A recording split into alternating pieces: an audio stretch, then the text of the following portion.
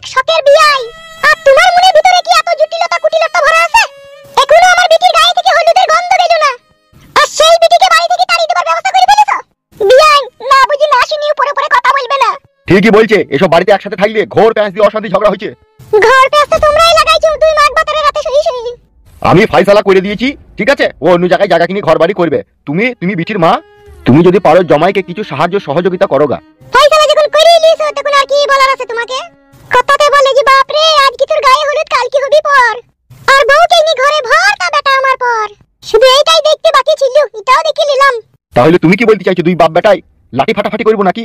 লাঠি ফাটাফাটি কইতে বলিনি বিয়াই, শুধু বলতে চাইছি মন থেকে মনুষ্যত্বটাই বিক্রি করে ফেললা। এ পালিয়ে এসো তো, এরা হচ্ছে বাজারি মেয়ে ছেলে, এদের কথাটাই অন্যরকম।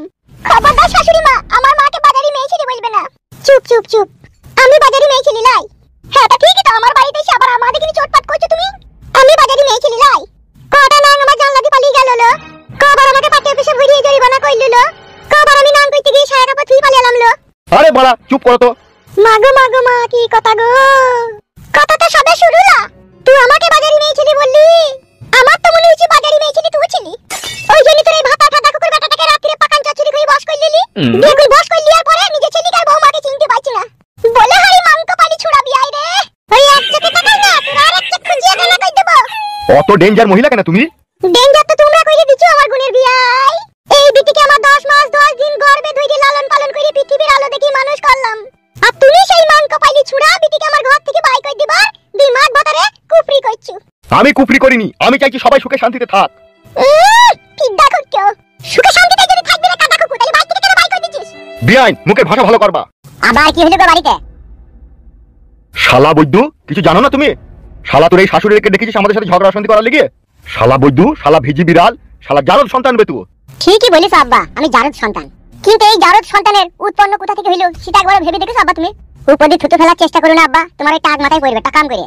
তা তুই শাশুড়িকে তুই যে দেখেছিস আমাদের সাথে ঝগড়া অশান্তি করার লেগে, আমাদেরকে যে উল্টো পাল্টা ভাষা খারাপ কইছিস রে। আমি কাউকে ডাকিনি বিয়ান, জামাইয়ের কোনো দোষ নাই, জামাই আমাকে ডাকেনি, আমি নিজে থেকে আমার বিটিকে দেখা করতে আইছি। কেন আমি তোমার বিটির বাড়ি আসতে পারি না? বিটিকে আমার জ্বালাবা যন্ত্রণা দিবা আর আমি মা হই সেটা দেখতে আসতে পারবো না? ওহো ভারী আমার সুখে দিন দুনিয়া গো তোমাদের। তা দেখতেছি কেন আমাদেরকে গালাগালি দিচ্ছ? তোমরা কি এমন ভালো কাজ করেছো যে তোমাদের এই উকালতি গাইতে হবে? যেমন কাজ করেছো সেরকম কথা শোনাচ্ছি। আমি তো জায়গা কিনে ঘর বাড়ি করে নেব, এমনকি জায়গা আমি দেখতে গেছিলাম, তা আবার অশান্তি ঝগড়া হচ্ছে কিসের লেগে গো আব্বা? ও আব্বা বে, আমি ঝগড়া করি নেবে, তুই শাশুড়ি এসে ঝগড়া কইছিস। ঝগড়া করবই তো, বিটি আমার কষ্ট পেলে আমি চুপচাপ থাকবো না কি ঝগড়া করব না তা? দেখ তুই শাশুড়ির কথা শুন। একবারে শালা বদমাশ মহিলা। তুই বদমাশ পুরুষ। ও আব্বা তুমি ফেদা মুখো আব্বা, তোমার জানে একটু ধৈর্য সহ্য নাই গো। কি রে? আবার এই কি রে মাই, কি তোমাকে বলে দিয়েছিলাম যে আমার এই ঘরে ঢুকবা না, আবার কি গান মাইতে ঢুকেছো তুমি? তুই আবার কি বউ পাগলা শাশুড়ি মেগুরে শালা। এই ফিদা কুকু, মুখের ভাষা সংযত হয়ে বলবি, নালে চিৎ করে ফেলি মুখে মুইতে দেব তোর আমি। আমি আওলা গাওলা বিটি ছেলে নই, আমার গানের গন্ধতে তোর মতো যারা উল্লু বুল্লু পুরুষ আছে হুবড়ে খেয়ে পড়ি যায় না ফিদা কুকুর বিটা। রেন্ডি দিতু বেশা দিতু তা পড়বে না। এ মা তোরা ঝগড়া শান্তি করবি না আমি গলায় দড়ি দিয়ে মরবো, কোনটা করবো বল? এ ভেড়া কা পুরুষ তুই শুনতে পেছিস না তোর শাশুড়ি কিরকম ভাষা কইছে? তোরা যা মা ঘর থেকে বেরিয়ে যা, তোদের পায়ে ধরবো আমি বল। যদি জানতাম এইরকম বাড়িতে আমার জন্ম হবে, শালা ধাই মাকে আতুর ঘরেই বলতাম তোমাকে 200 টাকা আমি ঘুষ দিছি, আমাকে আর পৃথিবীতে বাইসি দিও না, গলা দিবি মেরে দাও। কেউ আমার সুখ শান্তি চাইছি না। তোরা যা মা, তোরা ঘর থেকে বেরিয়ে যা, ঠিক আছে? আমাকে আমার মতো করে বাঁচতে দে, আমার জায়গা দেখা হয়ে গেছে, ঠিক আছে? আমি কাল পরশু করে জায়গা কিনলে ঘর বাড়ি করে সেরে চলে যাবো। আর আমাদেরকে জ্বালাই না, জ্বালাতো না, আমরা সহ্য করতে পারছি না, যা এখান থেকে, আমরা যা। তো পারবি কি করি? তোকে যে তোর শাশুড়ি এত বড় ওষুধ করে তোর মাথা খারাপ করে দিয়েছে রে। উই বাপ রে যা বেজা তাই করে যা, মাথা খারাপ হয়ে গেছে, যা তোরা যা, আমি তোকে সামনে থেকে যা, ফাটা না আমি রেগে যাবো বলে বলেছি। কাঁদা কুকুর বেটা বউ পাগলা, শালাকে জন্ম দিয়াই ভুল হয়ে গেছে।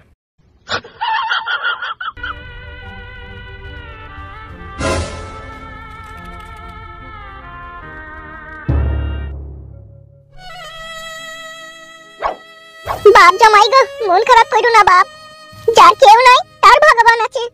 ভগবানও মনে হয়েছে আজকে আমার কাছ থেকে মুখ ফিরিয়ে নিয়েছে, নাইলে আমি একটা সাধারণ ছেলে, আমি কোনো খারাপ কাজ করিনি, আমি শুধু বিয়েটাই করেছি।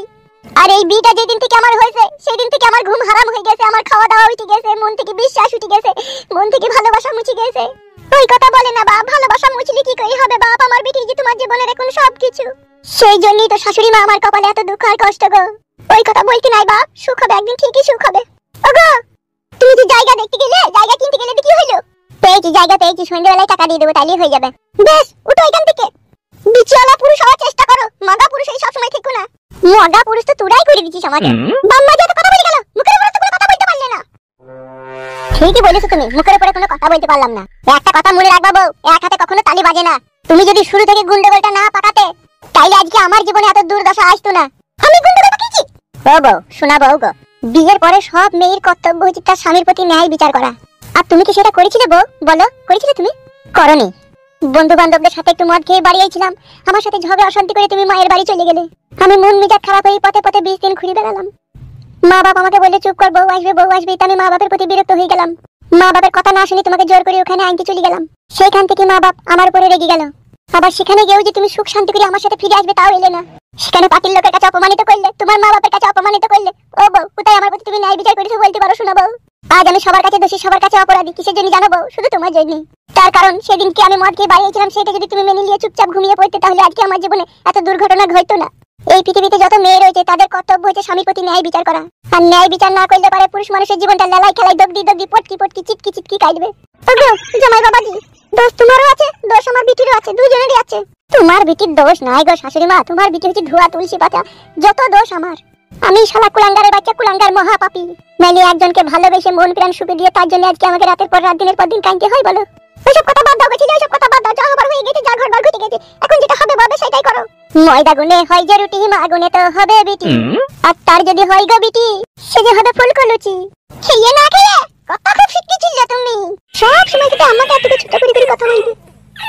ছোট করে বলিনি, যেটা সত্যি সেটাই বললাম। আর তুই কে বলছিল ঝিনুক বুদ্ধি মাগি? তুই ওই ঝিনুকের মতো পাকানটা তো কিলবিল কিলবিল করে কেন লো লিবার লিগে? কি কিলবিল করে? তুমি আবার এসব কি না বলছো আমাকে?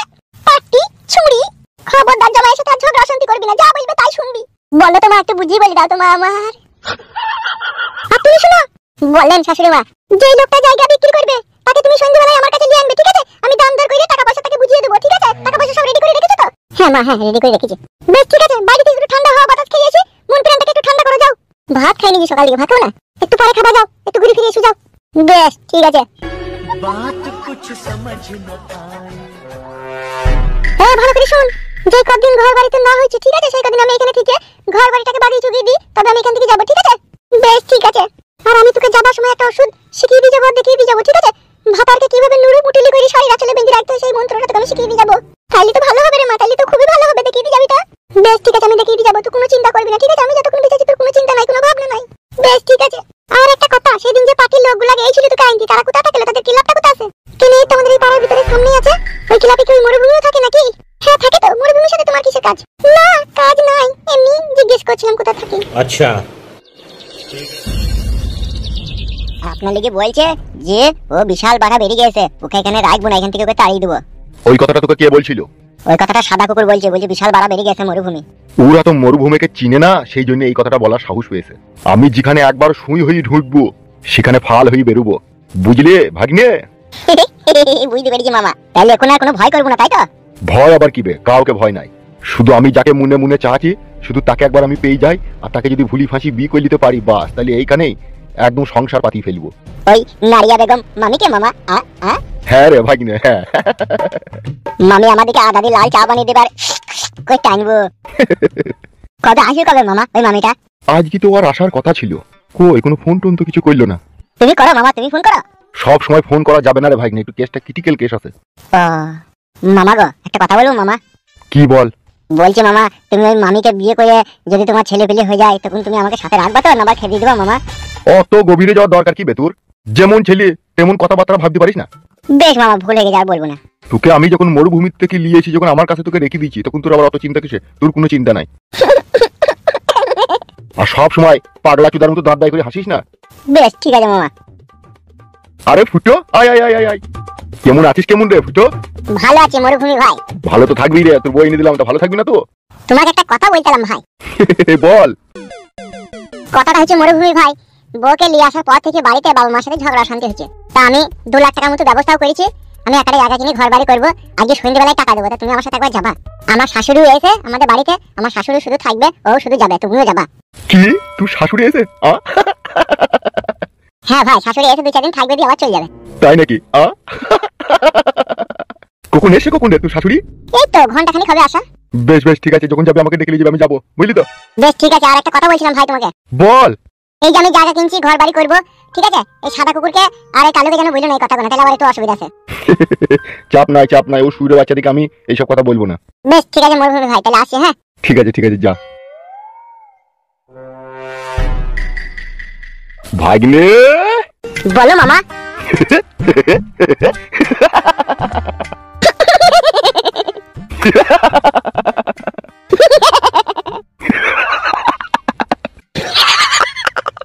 হাসলি কেন তুই?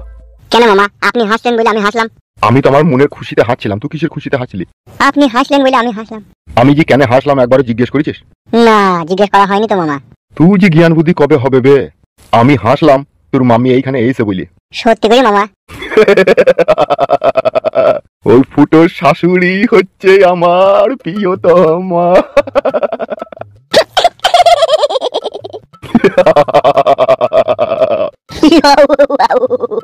এক কাজ কর।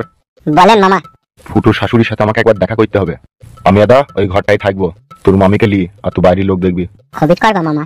হ্যাঁ বে সুইরে বাচ্চা। বেশ, আমি লোক দেখবো মামা। আমার সাথে একবার চিল্লা পেছো। বেশ চলো মামা।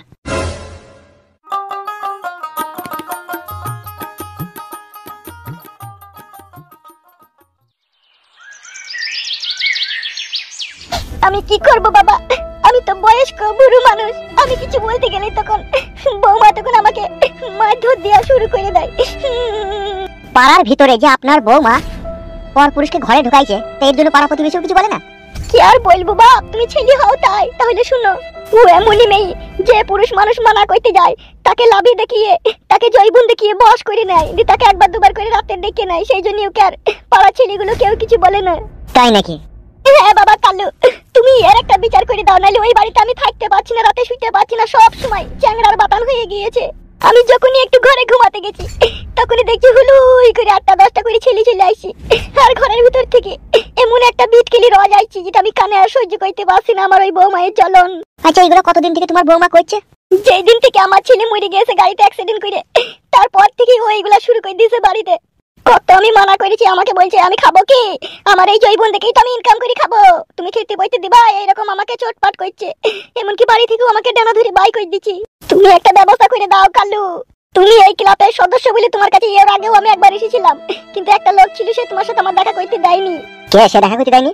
কুমড়া কুমড়া চুল লোকটার নাম যেন কি আমি জানতে পারছি না, ওই মরুভূমির নাকি নাম। তাহলে হয়তো আমি ছিলাম না। হ্যাঁ ওই বলছিল আপনি নাকি একটা কোথা কাজে গিয়েছিলেন। তাইলে হ্যাঁ বাবা কালু, আমার এই ব্যবস্থাটা কি হবে বাবা?